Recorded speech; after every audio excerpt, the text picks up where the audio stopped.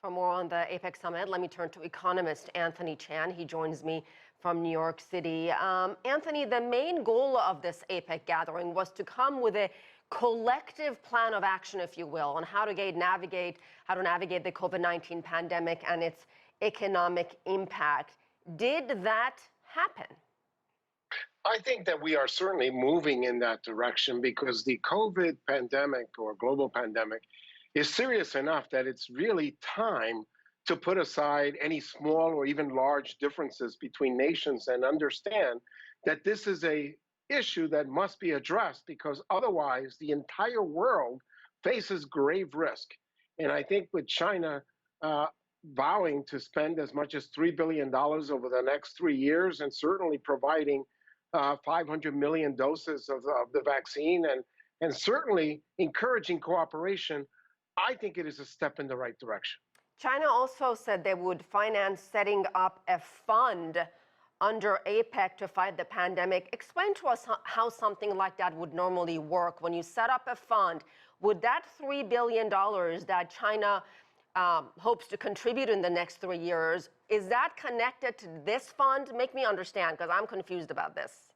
My impression was that the $3 billion is a big picture assistance program, and there will be many aspects about it, but we need to focus on the $3 billion and certainly the dosages, and we need to focus on the fact that China is even talking about ignoring all the intellectual property rights or waiving them in order to make sure. Remember, there are some countries out there, one country, for example, like the Philippines, where they only have 1.9% vaccination rates. In the United States, we're approaching 70%, and yet we're still seeing the Delta variant expanding to almost all the states in the United States. So imagine countries that have vaccination rates that are in single-digit territory.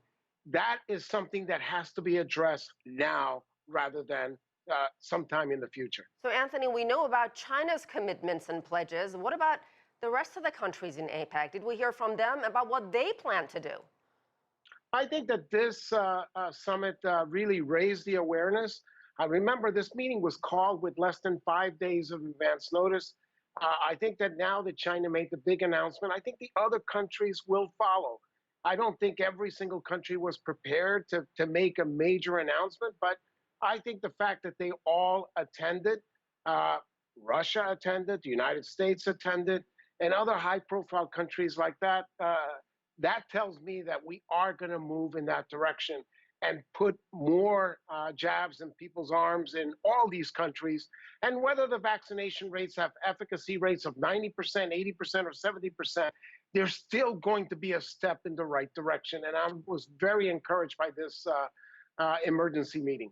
Anthony, as you know, so many countries in Southeast Asia are struggling with surging infections. And this was U.S. President Biden's first engagement with APEC leaders since becoming president. What do these countries that are really suffering right now, what do they want to hear from this president? I think what they want to hear from the United States as well as from other major countries is that we are going to be shipping more vaccination rates. There's been some global surveys that find that around the world, more than 70% of the people are willing to get vaccines.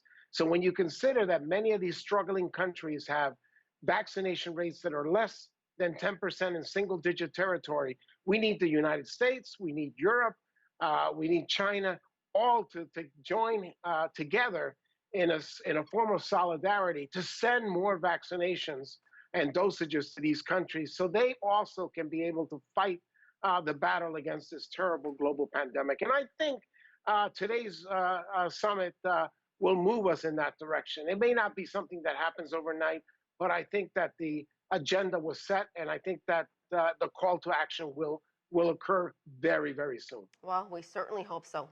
Anthony Chan, thank you.